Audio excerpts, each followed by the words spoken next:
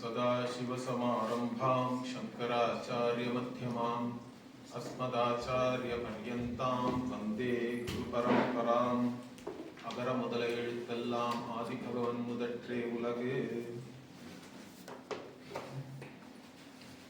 மரப்பினும் ஓர்த்துக்கொள்ளலாகும் பார்ப்பான் பிறப்பொழுக்கங் குன்றக்கெடும். இதுக்கு முன்னாடி ஒழுக்கம் உடைமையில தான் நம்ம இருந்தோம். யாருக்கு ஒழுக்கம் இல்லையோ அவங்களுக்கு இழிப்பிறப்பு தான் கிடைக்கும். ஒழுக்கமோட இருக்கிறவங்களுக்கு தான் உயர்ந்த குடிமை இல்லடா பிறப்பு கிடைக்கும்னு ஏற்கனவே சொன்னார். அடுத்த குரல்லையே அத என்ன சொல்றாருன்னா, பார்ப்பான்றது இங்க பிராமணர்களை தான் சொல்றாரு. மந்திர திரஷ்டாரகா அப்படின்னு ரிஷிகள் எல்லாம் நம்ம சொல்றோம். ரிஷிகள்லாம் மந்திரத்தை பார்த்தவர்கள். ஈஸ்வரன் அவங்களுக்கு மந்திரத்தை அவங்களுடைய ஆழ்நிலையில தியானத்துல இருக்கும் பொழுது காண்பித்து கொடுத்தார். அதெல்லாம் அவங்க பார்த்தாங்கன்றதுனால தான் பார்ப்பான்ற பேர் இருக்கு. அது இந்த காலத்துல ஒரு கெட்ட வார்த்தை மாதிரி உபயோகப்படுத்தினாலும் அது ஆக்சுவலா அது நல்ல வார்த்தை. பார்ப்பான்ற வார்த்தை மந்திரத்தை எல்லாம் பார்த்தவர்கள் தான் அர்த்தம். மந்திர திரஷ்டாரகா. இப்ப பார்ப்பானுடைய பிறப்பு ஒழுக்கம் என்ன? இதுல இருந்து என்ன தெரியுதுன்னா, வள்ளுவர் பிறப்பினால் அந்த வர்ணாசிரமம் நம்ம சொல்றத ஒத்துண்டுதான் எழுதியிருக்காரு. நிறைய இடத்துல நம்ம பார்த்தோம்னா, ஏன்னா பிறப்பு ஒழுக்கம்னு இல்லாட்டா சொல்ல முடியாது. பிறப்பினாலேயே ஒருத்த இந்த மாதிரி இருக்கணும்ன்ற ஒரு எண்ணமானது அந்த காலத்துல இருந்தே இருக்கு. அதனால முக்கியமா பிராமணர்கள் வேத அத்தியனம் பண்ணன்றதுதான் அவங்களுடைய சுதர்மம். ஆனா அது கடைசி இப்போ ஒரு 100 வருஷமா விட்டு போச்சு. பிராமணர்கள்லயே ஒரு 5% கூட இப்போ ஒழுங்கா வேத அத்தியனம்லாம் பண்றது இல்லை. ஆனா அது திருப்பியும் ஒருவேளை மகத்துவம் வந்தாலும் வரலாம், தெரியல. இதெல்லாம் ஒரு ஃபேஷன் மாதிரி தானே போயிட்டு வந்துட்டு இருக்கு. அப்ப ஏதாவது ஒரு கிளார்க் வேலை கிடைச்சா கூட பரவாயில்ல, சாப்பாட்டுக்கே கஷ்டப்படுறோம், இதுல என்னத்த வேதத்தை அத்தியனம் பண்றதுன்னு விட்டுட்டு போனவங்க தான் நிறைய பேர். ஏன்னா அப்ப நம்ம அந்த மாதிரியான ஆட்சியிலேயே இருந்தோம். வெள்ளக்காரனோட ஆட்சியில இருந்தோம். பஞ்சம், பட்டினி, பசி இந்த மாதிரிதான் இருந்தது. தினசரி சாப்பாட்டுக்கே வழி இல்லாத பொழுது இதெல்லாம் விட்டுட்டு ஏதோ ஒரு வேலை கிடைச்சா போறன்ற அளவுல எல்லாரும் விட்டுட்டு இப்ப அர்த்த காமம் தான் முக்கியன்ற அளவுக்கு போயிடுதானா நிறைய பேருக்கு. தர்மம் தான் முக்கியம்னு ஒருத்தன் வாழ்ந்தான்னா அப்போ அவனுடைய சுதர்மம் என்னன்னு தெரிஞ்சுட்டு அதை பண்றதுதான் சிரேஷ்டம்ன்றதும் புரியணும். அதனால்தான் அவங்களுடைய பிறப்பு ஒழுக்கம் என்னன்னா வேதத்தை அத்தியனம் பண்றதுதான். ஆனா அந்த பிறப்பு ஒழுக்கம் குன்ற கேடும்னா, அந்த ஒழுக்கம் அந்த சுதர்மத்துல நீ வேதம் படிக்கணும்னு இருக்கு. வேதம் படிச்சது நீ மறப்பினும்ன்ற. வேத அத்தியனம் பண்ணாமல் இருந்தாலும் சரி, இல்லாட்டா வேத அத்தியனம் பண்ணி அது ஞாபகம் இல்லாமல் போனாலும் சரி, அது திருப்பி நீ கத்துக்கலான்ற. வாழ்க்கையில நம்ம எப்போ வேணா வேதம் கத்துக்கலாம். ஆனா ஒழுக்கம் குன்றக்கூடாது. ஏன்னா பிராமண தர்மம்னு சிலதெல்லாம் இருக்கு. இப்ப கூட இந்த காலத்திலேயே நம்ம சமூகத்திலேயே பிராமணர்கள் மேல மத்தவங்களுக்கு எதிர்பார்ப்பு இருக்கு. தான் எப்படி இருந்தாலும் பிராமணர்கள் ஒழுக்கமாக இருக்கணும் அப்படின்னு அந்த நினைப்பு எல்லாருக்குமே இருக்கு. அதனாலேயே ஒரு மரியாதையும் கூட இருக்கு. ஆனா அந்த மரியாதையை தக்க வச்சுக்கிற மாதிரி நடந்துக்கணும். அந்த மாதிரி நடக்கலனாலும் மக்கள் அதை நிந்திக்க தான் செய்யறாங்க இன்னைக்கு கூட. அதனால அந்த ஒழுக்கமானது தவறாம இருக்கணும். வேதத்தை மறந்தா கூட நடத்தை ஆச்சாரம்னு நம்ம சொல்றோம். ஆச்சாரம்ன்றது ரொம்ப முக்கியம். ஆச்சாரம் இருக்கிறவர் தான் ஆச்சாரியன்னு வேற சொல்றோம். ஆச்சாரியன்னு யார சொல்றோம்னா அவரும் ஆச்சாரம் பண்ணணும், மற்றவங்களையும் ஆச்சரணம் பண்ண வைக்கணும். அந்த மாதிரி ஆள்ல தான் ஆச்சாரியன்னு சொல்றோம். இந்த மாதிரி ஒழுக்கமாக நடத்தை சரியாக இருக்கிற மாதிரி ஆச்சாரமா இருக்கிறது தான் முக்கியம். அதுவும் பிராமணர்களுக்குன்னு சில கர்மாலாம் இருக்குன்னு கீதையிலையும் பகவான் சொல்றார். இதெல்லாம் வந்து சுபாவமாக பிராமணர்கள் செய்யக்கூடிய காரியம். அறுதொழில்னு வந்து திருக்குறள்லயும் சொல்றாரு. 6 விதமான தொழில்னா என்னன்னா, யஜ்யம் பண்றது, யஜ்யம் பண்ணி வைக்கிறது. அப்புறம் பட்டனம் பாட்டனம் சொல்றோம். யஜனம் யாஜனம் பட்டனம் பாட்டனம்னா என்ன? படிக்கிறது, சொல்லி கொடுக்கிறது. அப்புறம் தானம் பிரதிகிரகம்னு சொல்றாங்க. தானம் பண்றது, அப்புறம் தானம் வாங்கிக்கிறது. தானம் தாபனம்னு சொல்றோம். தானம் பண்றது, மற்றவங்களை தானம் பண்ண வைக்கிறதுன்னு சில சமயம் சொல்வது உண்டு. இந்த மாதிரி இந்த அறுதொழில் இருக்கு. அந்த தொழிலெல்லாம் வந்து ஒழுங்கா செய்யணும், நடத்தை ஒழுங்கா இருக்கணும். அது இல்லைன்னா வந்து இந்த குன்ற கெடும்னா, அதனாலதான் ஜாதி பிரம்சம்னு ஒண்ணு இருந்தது அந்த காலத்துலலாம். நீ பெருசா நீ படிச்சுட்டா கூட உன்னுடைய நடத்தை சரியில்லைன்னா என்ன சொல்லுவாங்க, மற்றவங்க எல்லாம் ஒதுக்கி வச்சிடுறதுன்ற அதுவே ஒரு பெரிய பயமா இருந்தது மக்களுக்கு. அதனாலேயே வந்து அவங்க நடத்தை சரியா இருக்கணும்னு அந்த பயத்திலேயே ஓரளவு நடத்தையை அவங்க வந்து சரியா வச்சுட்டு இருந்தாங்கன்னு தான் சொல்லணும். ஜாதி பிரம்சகரானாம்னு நம்ம இதெல்லாம் பண்ணுவோம். மகா சங்கல்பம்னு ஒண்ணு பண்ணுவோம் உபாகர்மாவும் போது. அதுல பாத்தீங்கன்னா இந்த வார்த்தை வரும். ஜாதி பிரம்சம் ஆயிருந்தாலும் கூட அந்த விதமான பாப்பங்கள்லாம் எனக்கு, ஜாதி பிரம்சம் பண்ணக்கூடிய பாப்பங்கள்லாம் நான் செஞ்சிருந்தாலும் அதெல்லாம் எனக்கு போகணுன்ற மாதிரி சங்கல்பம் இருக்கு. எந்த விதமான இடத்தை வந்து என்ன ஜாதி பிரம்சனாக ஆக்கி விடுவோமோ அந்த மாதிரி தப்பெல்லாம் நான் பண்ணியிருந்தா கூட அதுக்கெல்லாம் எனக்கு பிராயசித்தம் ஏற்படட்டும் அப்படின்னு மகா சங்கல்பம்லாம் பண்ணுவோம். ஸ்நானம் பண்றதுக்கு முன்னாடி ஸ்நான சங்கல்பத்திலேயே வரும். அது மாதிரி ஜாதி பிரம்சம்னு ஒண்ணு இருந்தது. பிராமணர்கள் மத்தியில மாத்திரம் இல்ல, எல்லா ஜாதியிலுமே இருந்தது. ஊரை விட்டு ஒதுக்கி வச்சிடுறது, அந்த மாதிரிதான் வந்து சட்டம் ஒழுங்கு நம்ம சமூகத்துல இருந்தது. போலீஸ் ஸ்டேஷனு, போலீஸ்காரெல்லாம் இப்ப கூட நிறைய இல்லைன்னு நான் சொல்லியிருக்கேன் ஏற்கனவே. மற்ற தேசங்கள் எல்லாம் எடுத்து பார்த்தோம்னா இந்தியாவில் இருக்கிற இந்த போலீஸ்காரங்களுடைய எண்ணிக்கை வந்து மிகவும் குறைவு. அது காரணம் வந்து சமூகமே ஒரு சுய கட்டுப்பாடோட இருக்கிறதுனாலதான். மாதிரி இந்த இடத்துல அது முக்கியமா அவர் சொல்றார். மரப்பினும் ஒத்துக்கொள்ளலாகும். நீங்க வேதத்தை மறந்துட்டா கூட அதை திருப்பியும் ஓதி அதை கத்துக்கலாம். ஆனா உன்னுடைய பிறப்பு ஒழுக்கம், உன்னுடைய ஆச்சாரம்லாம் போயிடுத்துனா, நடத்தை போயிடுத்துனா அப்போ ஒன்றும் பண்ண முடியாது. அது கெட்டு விடுவாய், ஜாதி பிரம்சனாக ஆயிடுவாய் அப்படின்ற. அதுக்கப்புறம் அடுத்த அதிகாரத்துக்கு போறோம். ஒரே ஒரு குறள். பிறன்மனை நோக்காத பேராண்மை சான்றோருக்கு அரணென்றோர் ஆன்ற ஒழுக்கு. இது ஏன் முக்கியமா நம்ம சொல்றோம்னா, இந்த எவ்வளவு பெரிய ஆளாக இருந்தாலும் பிறருடைய மனைவியை பார்ப்பது, அவர்கள் மேல் ஆசைப்படுவது, இந்த மாதிரி இருந்ததுன்னா அது உன்னுடைய அழிவிற்கு தான் காரணமாகும். இது நமக்கு ராமாயணத்துல இருந்தே தெரியுது. ஏன்னா ராவணன் வந்து எவ்வளவு விதத்துல பெரிய ஆளுன்னு நம்ம சொல்றோம். அவன் பெரிய சிவபக்தன், சாமவேதம்லாம் அவனுக்கு தெரியும், சிவன் மேல ஸ்தோத்திரம்லாம் எழுதியிருக்கான்னு சொல்றோம். ராவணன் கைலாசத்தையே போய் தூக்க போயிட்டான். இத மாதிரிலாம் வந்து சிறப்புகள் இருந்தாலும் அவன் மற்றவனுடைய மனைவி மேல ஆசைப்பட்டு அவளை போய் நான் தூக்கின்னு வரேன்னு போய் அதனால அழிஞ்சு போறான். அதனால இந்த பேராண்மைன்றது என்ன? ராவணன் மாதிரி இருக்கிறது வந்து பேராண்மை கிடையாது.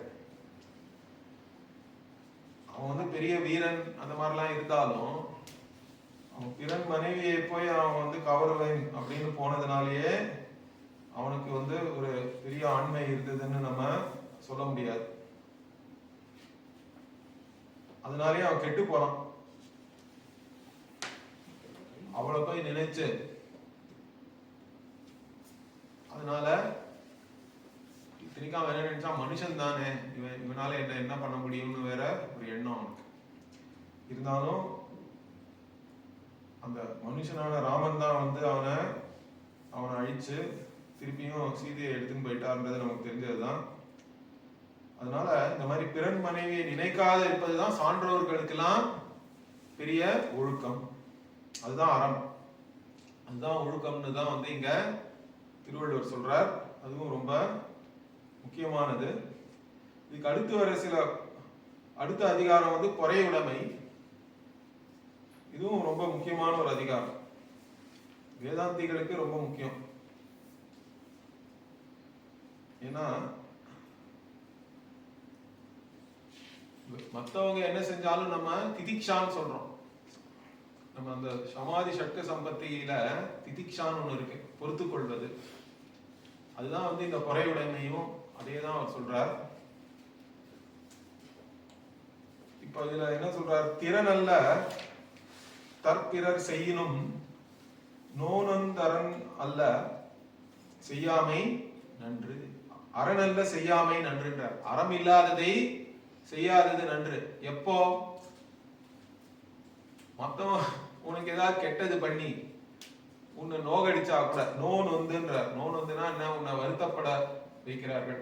வருத்தப்படக்கூடிய காரியங்களை செய்து உன்னை வருத்தப்பட வைத்தாலும் நீ அதனால நொந்து போய் அறநல்ல செய்யாமை நன்றுன்றார். அறம் இல்லாததை செய்யாதே.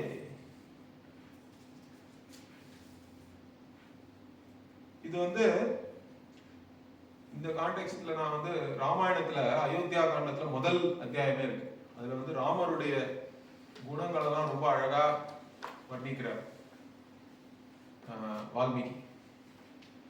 அதுல ஒரு சில ஸ்லோகங்கள் இருக்கு, இந்த இடத்துல ரொம்ப பொருந்துற மாதிரி எனக்கு பட்டுது. அது ஏன்னா ராமரை பத்தி சொல்லும்போது சச்ச நித்தியம் பிரசாந்தாத்மா மிருது பூர்வம் து பாஷதே உச்சியமானமபி பருஷம் நோத்தரம் பிரதிபத்தியதே. ராமர் வந்து எப்பொழுதுமே இனிமையாகவே பேசினார். ஏற்கனவே ஆனா அந்த இனிமையா பேசுறத பத்தி ஒரு அதிகாரமே திருக்குறள்லயும் இருக்கு, அங்கேயும் இது பொருந்தும். இருந்தாலும் இந்த இடத்துல என்னன்னா, பொதுவாக இனிமையாக பேசுறது நல்ல விஷயம்தான்.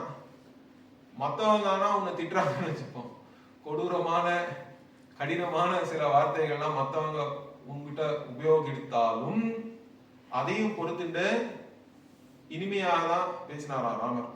அதுதான் இங்க சொல்றார், உச்சியமானோபி பருஷம். மற்றவங்க வந்து பருஷம்னா இந்த இடத்துல இந்த கொடூரமா பேசுறது, தவறான கெட்ட வார்த்தையெல்லாம் பேசுறது தான் வந்து பருஷம்னு சொல்லியிருக்கு சம்ஸ்கிருதத்துல.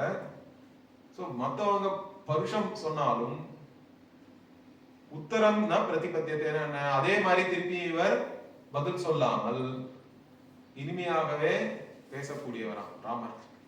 அது மாத்திரம் இல்ல, கதஞ்சித் உபகாரேன கிருத்தேன ஏகேன துஷ்யதி ந ஸ்மரதி அபகாராணாம் சதமபி ஆத்மவத்தையா.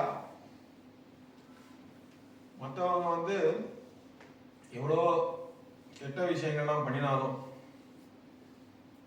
அதெல்லாம் வந்து மனசுல வச்சுக்க மாட்டாராம். ஏதோ ஒரு நன்மை செஞ்சா அதை எப்பொழுதுமே நினைத்து அதனால சந்தோஷப்படுவார், துஷ்யதி. இந்த மாதிரிலாம் ராமர் உடைய அந்த குணங்கள்லாம் எதுக்கு வால்மீகி இவ்வளவு எடுத்து சொல்றாருன்னா, இதுல இருந்து நம்மளும் அந்த மாதிரி இருக்கணும்ன்றதுக்கு தான். இதே கருத்து தான் பல இடங்கள்ல வள்ளுவரும் சொல்றாரு. அதனால பிறர் நமக்கு தீமை செய்தால் கூட அதுக்காக அவங்களுக்கு திருப்பி நான் ஏதாவது பண்றேன்னு சொல்லிட்டு அறம் இல்லாதது பண்ணக்கூடாது. அப்பவும் தார்மீகமா தான் செய்யணும் எதுவாக இருந்தாலும்ன்றது ரொம்ப முக்கியம். வேதாந்திகளுக்கு ரொம்ப முக்கியம். சில பேர் ஆனா சொல்லுவாங்க இதெல்லாம் வந்து வாழ்க்கைக்கு சரிப்பட்டு வராதுன்ற எண்ணம்லாம் சில பேருக்கு இருக்கு. அப்படி பண்ணா அது முடியாம போயிட்டே இருக்கும் பகைன்றது. அதான் ஒரு கஷ்டம். பகையை வளர்க்கறது சுலபம், அதை எப்படி நிறுத்துறது அப்புறம். சில சமயம் பகையெல்லாம் வந்து சில குடும்பங்கள்ல போயிட்டே இருக்கு, அடுத்த தலைமுறைக்கெல்லாம் பகை போயிட்டே இருக்கு. ஒரிஜினலா வச்சவங்க இப்ப இல்லவே இல்லை. இருந்தாலும் அது என்னமோ எங்க அப்பா இவங்க அப்படி பண்ணிட்டாங்கன்னு அடுத்த தலைமுறையில கூட இந்த மாதிரியான விஷயங்கள்லாம் காழ்ப்புணர்ச்சின்னு சொல்றோம், அது போயிட்டே இருக்கு. அந்த மாதிரி இருக்கிறதுல அர்த்தம் இல்லை.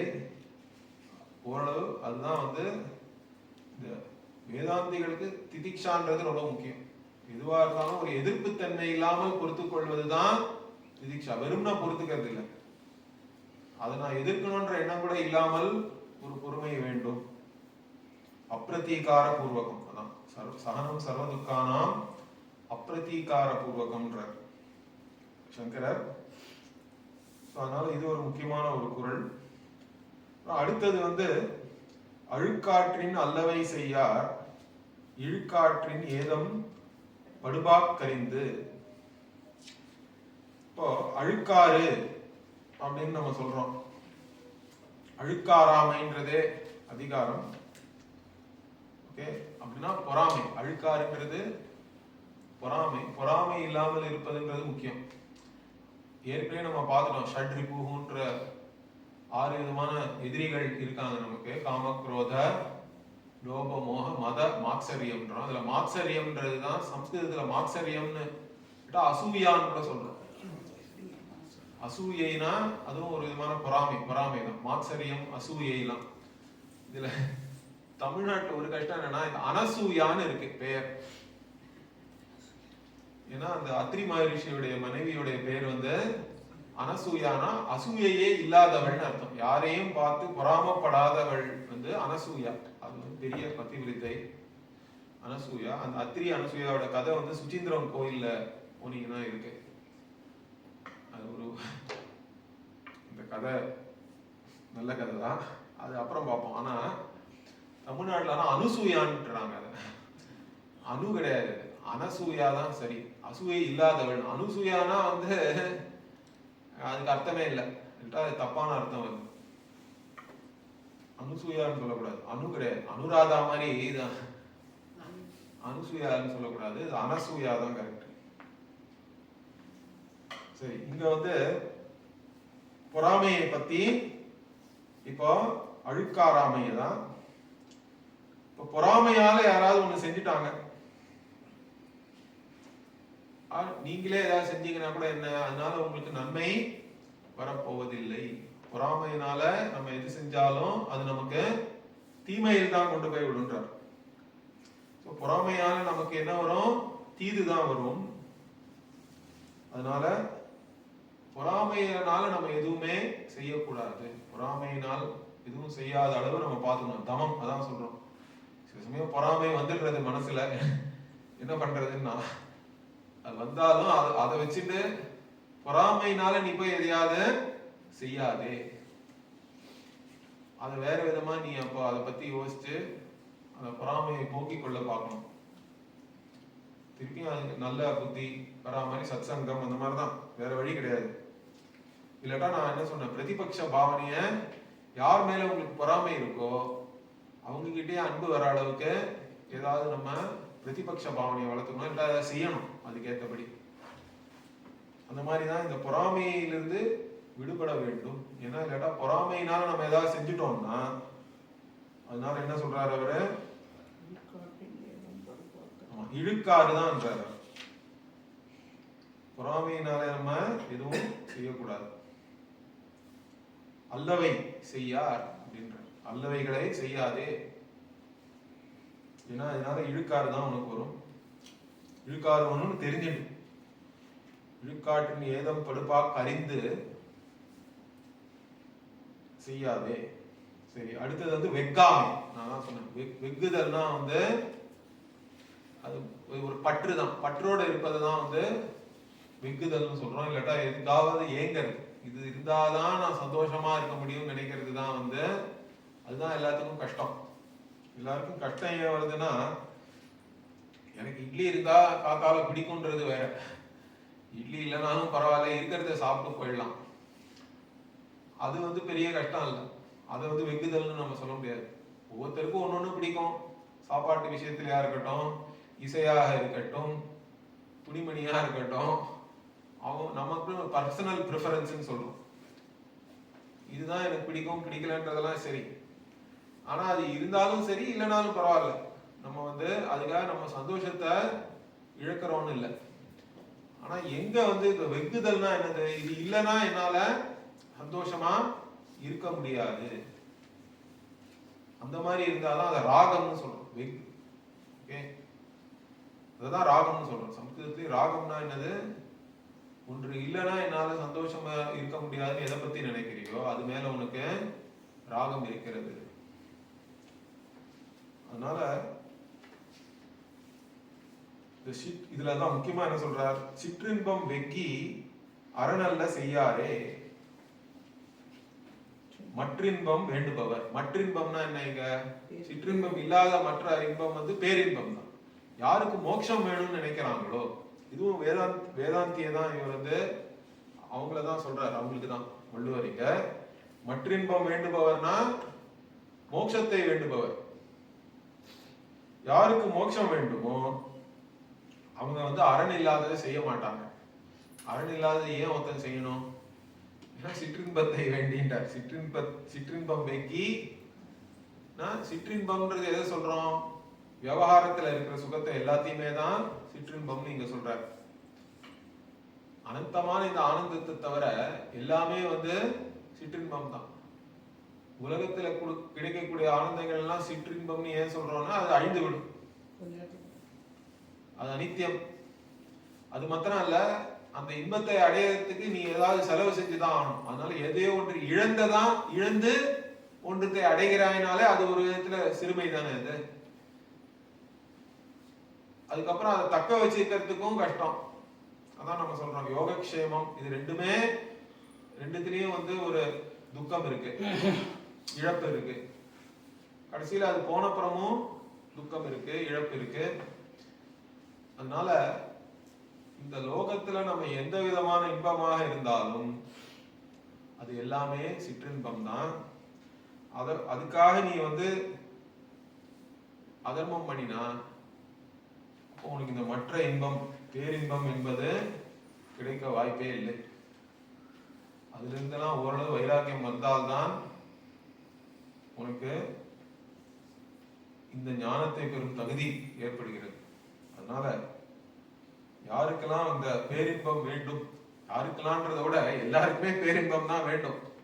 யாரை கேட்டாலும் அவங்க வந்து கேள்வி கேட்டா அதை சொல்றாங்க. இருந்தாலும்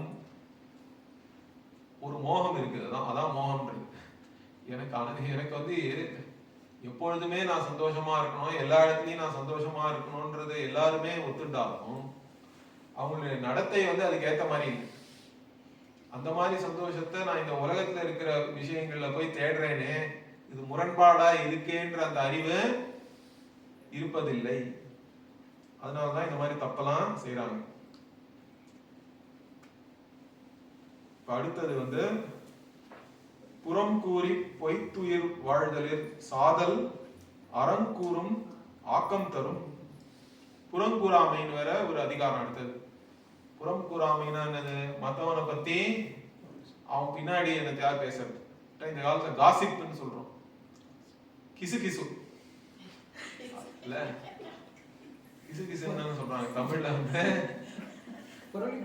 ஆமா, எதையாவது குரலையை கடத்தி விட்டுறது, எவனையாவது பத்தி. நமக்கு என்ன இந்த காலத்துல இன்னும் ஜாஸ்தியா இருக்கு, சோசியல் மீடியாலாம் வந்து யாரையாவது பத்தி என்னத்தையாவது எழுதுறது. அதுல என்னமோ ஒரு சந்தோஷம் இருக்கு சில பேருக்குலாம்.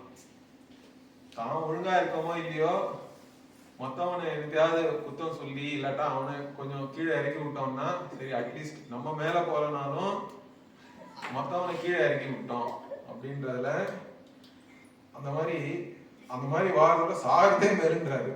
திருவள்ளுவர் வந்து நேரம் என்ன சொல்றாருன்னா, புறம் கூறி பொய்த்துயர் வாழ்தலிர். அந்த மாதிரி புறம் மத்தவனுக்கு பின்னாடி அவனை பத்தி தப்பா ஏதாவது சொல்லி, அவனை பத்தி பொய்ய சொல்லி, இத மாதிரிலாம் அதனால என்னமோ உனக்கு பெருசா ஏதோ வந்துட போறதுன்னு அந்த மாதிரி வாழறதை விட சாதல், செத்தாலாவது என்ன சொல்றாரு, அறம் கூறும் ஆக்கம் தருண்டார். அதுவே வந்து அறம். ஏன்னா இன்னும் நீ தப்பு பண்ணாம இருப்ப. இல்லாட்டா வந்து இந்த புறம் கூறி வாழற வந்து வாழ்க்கையெல்லாம் அந்த பாவம் தான் பண்ணிட்டு இருக்கான்னு அர்த்தம். அந்த மாதிரி பாவம் பண்றதோட அட்லீஸ்ட் நீ ஒருத்தன் செத்து போயிட்டான்னா கூட அப்போ அதோட அவனுடைய அந்த பாவ செயல்லாம் முடிஞ்சிடுறது. அடுத்த ஜென்மத்திலயும் அவன் என்ன பண்ணுவான்னு நமக்கு தெரியாது.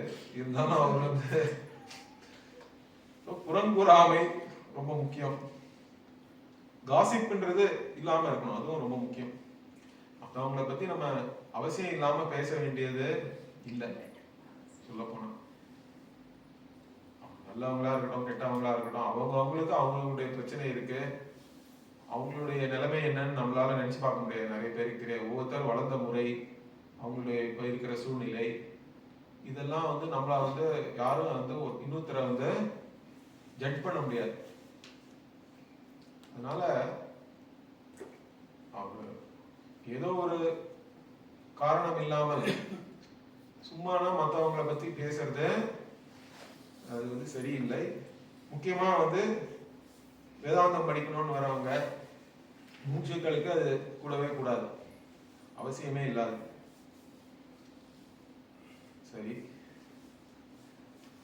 அடுத்தது வந்து என்னது, புறங்கூறாமையும் முடிச்சிட்டோம். அப்புறமா என்னது, நம்ம வந்து பயனில சொல்லாமை, தேவையில்லாததெல்லாம், இதுவும் கிட்டத்தட்ட அந்த காசிப் தான். புறம் கூறுறதுன்னு ஒருத்தனை பத்தி தப்பாவே பேசுறது அவன் இல்லாத பொழுது, இது வந்து பயனில்லாததை சொல்லாது. ஏன்னா ஹிதம் வதன்னு சொல்றோம். ஏற்கனவே இனியவையை தான் பேசணும்ன்றத சொல்லிட்டார். சத்தியம் வாய்மையை பத்தியும் பேசுவார் இனிமேலேருந்து. சத்தியம் வத,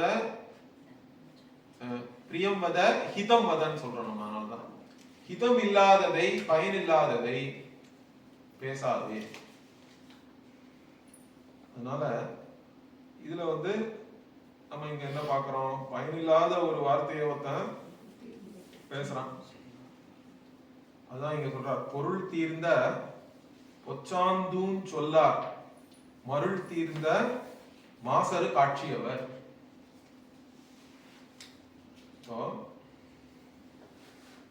பொருளற்ற சொற்கள், இத வந்து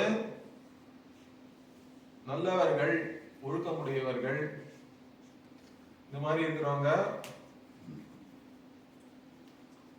அவங்க எந்த மாதிரியான ஆளுங்க, மருள் தீர்ந்த மாசரு காட்சியவர்ன்றதுதான். இது கூட ஒரு ஞானிகளை தான் குறிக்கிறது. மருள் தீர்ந்தனா அஞ்ஞானம் இல்லாதவர்கள்னு அர்த்தம். மாசரு காட்சியவர்னா என்ன, மாசு இல்லாத இந்த ஆத்மா, ஆத்மா ஒன்றிதான மாசு இல்லாதது. சுத்தமாக இருப்பது ஆத்மா ஒன்றிதான். மாசரு காட்சின்றது இந்த ஆத்ம ஞானத்தை உடையவர்கள், ஞானியாக இருப்பவர்கள். அவங்கெல்லாம் என்ன, பொருள் தீர்ந்த பொச்சாந்தூன் சொல்லார்னா, இந்த மாதிரி ஞானியாக இருப்பவர்கள், அஞ்ஞானம் இல்லாதவர்கள், ஒரு பயனே இல்லாத எதையும் சொல்ல மாட்டார்கள். பயன் இல்லாமல் எதுவும் சொல்லக்கூடாது. இத வந்து நம்ம சாஸ்திரத்துக்கும் சொல்றோம். வேதம் வந்து பிரமாணம்னு நம்ம சொல்றோம்னா, மற்ற பிரமாணங்கள்லாம் இருக்கு, பிரத்யக்ஷாதி பிரமாணம்னு சொல்றோம். அது எப்போதுமே உனக்கு பயனுள்ள விஷயத்தை தான் உனக்கு சொல்றதுன்னு கிடையாது, சொல்ல முடியாது. அதனாலதான் சில இடத்துலலாம் போனா மூக்கெல்லாம் முடிச்சுன்னு போக வேண்டியிருக்கு. ஏன்னா மூக்கு வந்து அங்க என்ன இருக்கோ, அந்த வாசனையா இருக்கட்டும், நாற்றமாக இருக்கட்டும், எல்லாத்தையும் அது வந்து நமக்கு காட்டி கொடுத்துடுறது. நீ வேணும்னாலும் வேண்டாததுனாலும். கண்ணும் அதே மாதிரிதான், ஏண்டா இதை பார்த்தோன்னு இருக்கு சில இடத்துக்கு போனா. அப்ப அது வந்து என்னது, உனக்கு பயன் உள்ளதை தான் வந்து காட்டி கொடுக்கறதுன்னு இல்லை. பிரத்யக்ஷமா இருக்கட்டும், அனுமானம் கூட அப்படிதான் சில சமயம். ஏன்னா சிலதை பார்த்த உடனே அது அனுமானம் ஏற்பட்டுருது தானாவே. அனுமானத்தினாலும் நமக்கு ஒரு கஷ்டம் வருது, இப்படி இருக்கேன்னு. ஆனா வேதம் வந்து அந்த மாதிரி கிடையாது. வேதம் வந்து, வேதத்தை பத்தி சொல்லும்போது நம்ம என்ன சொல்றோம்னா, அதுக்கு வந்து வேதம் வந்து நமக்கு தெரியாத விஷயங்களை சொல்றது, இருந்தாலும் பயனுள்ள விஷயங்களை தான் வேதம் சொல்லி ஆகணும்னு ஒரு நம்ம சொல்றோம். வேதம் வந்து பயனில்லாத விஷயங்களை நமக்கு சொல்லி, ஏன்னா அது வந்து ஒரு வார்த்தைகளால் ஆன ஒரு பிரமாணம். அதுவும் அது ஈஸ்வரனிடத்திலிருந்தே நமக்கு சாதனங்களை எல்லாம் நம்ம அடையறதுக்கு சில சாதனங்கள்லாம் வேதம் தான் சொல்றது, சாத்தியங்கள்லாம் வேற சொல்றது. இந்த மாதிரி எல்லாமே பயனுள்ள விஷயங்களாக தான் வேதம் நமக்கு சொல்லணும். பயன் இல்லாத விஷயத்தை அது சொல்லாது. அது மாதிரி சாஸ்திரம் அப்படி இருக்கு. மருள் தீர்ந்த மாசரு காட்சியவர்னா அவளமும் வந்து சாஸ்திரத்தை ஒட்டி வாழறவர்கள் தான் அர்த்தம். ஞானியாக இருப்பவர்கள், சான்றோர்கள். அப்போ அவங்க சொல்றதும் வந்து பயன் இல்லாத ஒன்றை அவங்க சொல்லவே மாட்டார்கள் அப்படின்றதுதான் இதுல முக்கியமான ஒரு கருத்து. இங்க எப்பவுமே பயனுள்ளதா சொல்லு, இல்லைன்னா சொல்லாம இருக்கிறதே நல்லது. ஏதாவது சொன்னா உபயோகமா நம்ம சொல்லணும். சரி, அடுத்தது என்ன? மறந்தும் பிறன் கேடு சூழற்க சூழின் அரண் சூழும் சூழ்ந்தவன் கேடு. மற்றவங்களை பத்தி மற்றவங்களுக்கு கேடு நினைக்காதுன்ற, மற்றவங்களை பத்தி நம்ம வந்து தப்பாவோ அவங்களுக்கு தீமையை நினைக்கணும்ன்ற அவசியம் இல்லை. இது வந்து தீவினை அச்சம்னு இந்த அதிகாரத்துல சொல்றாங்க. ஸோ மற்றவங்களுக்கு மறந்து கூட நீ வந்து கேடை நினைக்காதுன்ற, தீமையை நினைக்காதே, மறந்து போய் கூட. ஏன் அந்த மாதிரி நீ நினைச்சாலே அது வந்து அதுவே ஒரு பாவம் தான். ஏன்னா நம்ம நம்ம என்ன சொல்றோம்னா காய்கம் கர்ம, வாச்சிக்கம் கர்ம, மானசம் கர்மன்னு சொல்றோம். எண்ணங்கள் வருது, எண்ணங்கள் வந்தாலே வந்து அதனால பாவம் இல்லை. ஆனா அந்த எண்ணத்தையே நீ வந்து உன் மனசுல வச்சுட்டு அதுக்கப்புறமா வேணுன்ட்டே வந்து மத்தவன் நல்லா இருக்க கூடாதுன்னு நினைக்கிறது கூட அதுவே ஒரு பாவ செயல் தான். அந்த மாதிரி பண்ணா அந்த அறம்னா தர்ம தேவதை வந்து உன்னை சும்மா விடாதுன்னு சொல்றோம். ஏன்னா டெலிபரேட்டா பண்றது வந்து நம்ம உடம்பு வழியா பண்ணா என்ன, வாய் வழியா பண்ணா என்ன, மனசுனால பண்ணா என்ன, எதுவா இருந்தாலும் நம்ம கெட்ட விஷயங்களை அந்த மாதிரி நினைத்தால் கூட அது தவறுதான். அந்த மாதிரி பண்ணக்கூடாது. அதுல இருந்து நம்ம விலகணும்ன்றத வந்து ரொம்ப அழகா இங்க வள்ளுவர் சொல்றார். அதனால இந்த தீமை, மற்றவங்களுக்கு தீமை செய்வது என்பது, அதனாலதான் முன்னாடி நம்ம முதல்ல பொறுமையை சொல்லிட்டார்.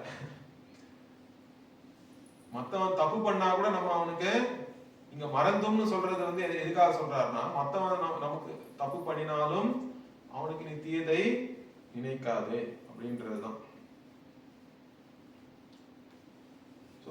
பிறருக்கு கேடு நினைக்காமல் வாழ்வதுதான் அறமான வாழ்க்கை. அதுவும் ரொம்ப முக்கியம் நமக்கு. அதே மாதிரி அடுத்தது வந்து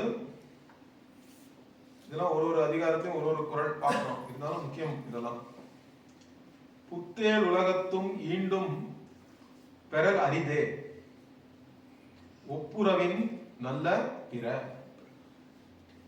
புத்தேல் உலகம்னா நம்ம ஏற்கனவே பார்த்திருக்கோம், சொர்க்கலோகத்தை தான் புத்தேல் உலகம்ன்ற இந்த வார்த்தை வந்து 2-3 இடத்துல வருது, நிறைய இடத்துல வருது திருக்குறள்ல. ஈண்டும்னா இந்த லோகம், சம்ஸ்கிருதத்துல வந்து இஹ பரம்னு எல்லாம் சொல்றோம், பரலோகம் இஹலோகம்னு. அதுதான் இங்க வந்து புத்தேல் உலகத்தும் ஈண்டும் பெறல் அரிதே, பெறுவது அரிது, ஒப்புரவின் நல்ல பிற அப்படின்றார். சோ சொர்க்கமா இருந்தாலும் இங்க இருந்தாலும் நம்ம வந்து நல்லது செய்யணும்ன்ற. அப்படின்னா என்ன? மற்றவங்களுக்கு கொடுக்கறது, இந்த மாதிரி நன்மை செய்யறதுல வந்து அதோட வேற எந்த சிறந்த செயல் எதுவுமே இருக்க முடியாது. பொதுவா நம்ம சேவை செய்யறோம்னு சொல்றோம். ஏன்னா நம்மளுடைய இந்த சரீரமே வந்து பரோபகாரார்த்தம் இதம் சரீரம்னு சொல்றோம். மற்றவங்களுக்கு பரோபகாரம் பண்றதுதான் சிறந்த செயல். அது இந்த உலகத்துல இருக்கட்டுமா இல்லட்டா மேலுலகத்துல இருந்தாலும் சரி, எங்கேயாக இருந்தாலும்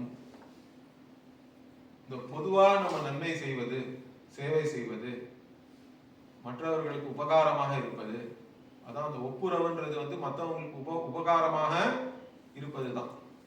அதோட ஒரு சிறந்தது நல்ல பிறனா, அதோட நல்லதாக வேற எதுவும் இல்லை. இந்த உலகத்திலேயா இருக்கட்டும், சொர்க்கலோகத்துல இருக்கட்டும், எந்த உலகத்துல இருந்தாலும் நம்ம வந்து மற்றவங்களுக்கு உபகாரம் பண்ணணும். பொது பொது பொது கொடைன்னு சொல்றோம் தமிழ்ல. அப்படின்னா என்ன? சோசியல் சர்வீஸ் இந்த காலத்துல சொல்லலாம். அந்த மாதிரி சேவை செய்வது, அதுதான் பூர்த்த கர்மாவை பத்தி நான் ஏற்கனவே சொன்னேன். வெறும்னா ஒருத்தன் புண்ணியம் சேர்க்கணும்னா வெறும் பூஜை புனஸ்காரம் ஒண்டி பண்ணணும் இல்லை, அதெல்லாம் இஷ்டின்னு சொல்றோம். இஷ்டா பூர்த்தம்னு ரெண்டும் சேர்த்து தான் சொல்றோம். இஷ்ட கர்மா, இஷ்டம்னா வந்து யஜ்ஞங்கள் பண்றது, பூஜைகள் செய்வது, அந்த மாதிரிலாம். ஆனா பொதுவா மற்ற மக்களுக்கும் நம்ம வந்து சேவை செய்ய வேண்டும். இது ரொம்பவும் இருந்தது நம்ம சமூகத்துல. அதுலதான் நம்ம வந்து அந்த இதெல்லாம் சொல்றோம்.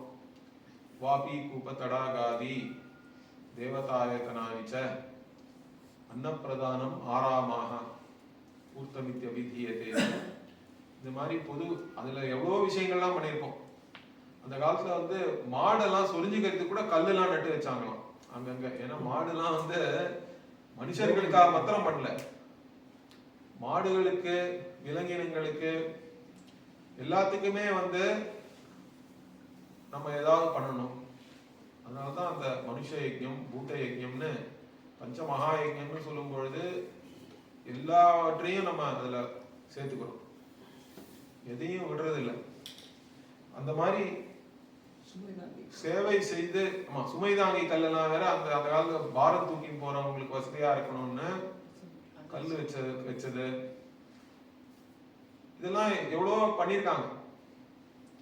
நான் சொன்ன மாதிரி இங்கேருந்து காசி யாத்திரை போறாங்கன்னா எல்லா இடத்துலையும் தங்கறதுக்கு வசதி, சாப்பாட்டுக்கு வசதி, ராஜாக்களே இதெல்லாம் பண்ணியிருக்காங்க.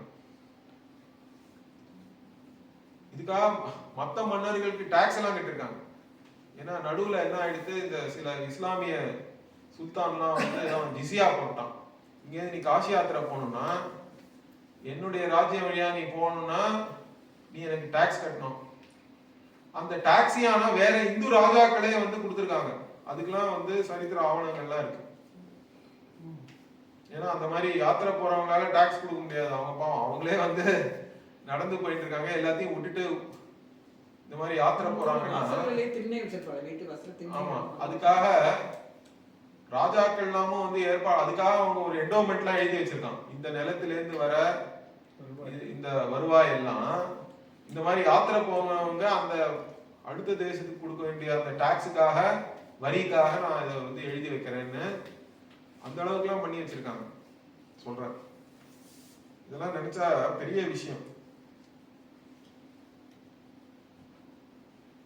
அதே மாதிரி ஈகை, வரியார்க்கு ஒன்று ஈவதே ஈகை, மற்றெல்லாம் குறி எதிர்ப்பை நீரதுடைத்து. வரியார்னா வந்து கஷ்டப்படுறவங்க, அந்த மாதிரிலாம் அவங்களுக்கு கொடுக்கறது தான் ஈகைனா. கொடுப்பதும் வந்து பாத்திரம் இருந்து கொடுக்கணும்னு நம்ம அதனால தான் சொல்றோம். யாருக்கு உண்மையா தேவையோ அவங்களுக்கு நம்ம உதவி செய்யணும். அதனால வர புகழ் வந்து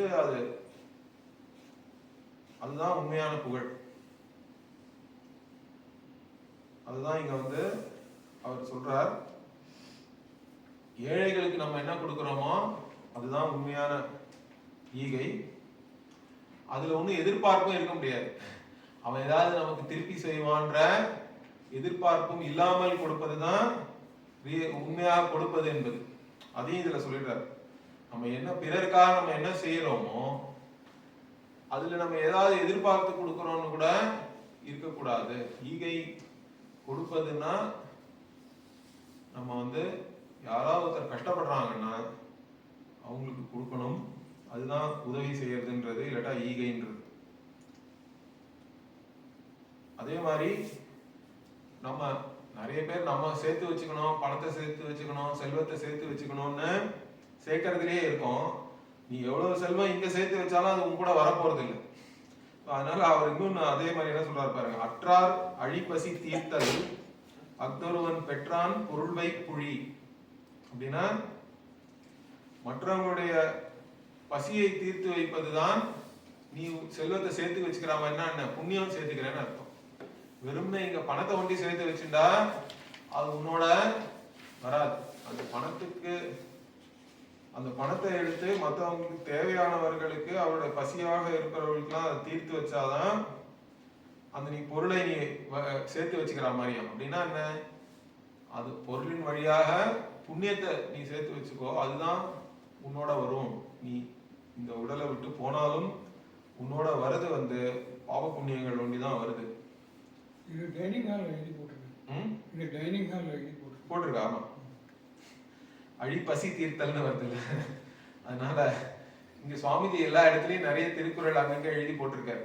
அதுல ஒரு சில இந்த குறள்கள் எல்லாமும் நம்ம பார்க்கலாம். அதனால சரி, இப்போ அடுத்ததெல்லாம் அப்புறம் பார்ப்போம் அடுத்த வகுப்புல. ஓம் பூர்ணமத பூர்ணமிதம் பூர்ணாத் பூர்ணமுதச்யதே பூர்ணஸ்ய பூர்ணமாதாய பூர்ணமேவாவசிஷ்யதே. ஓம் சாந்தி சாந்தி சாந்தி. ஹரி ஓம். ஸ்ரீ குருப்யோ நமः. ஹரி ஓம்.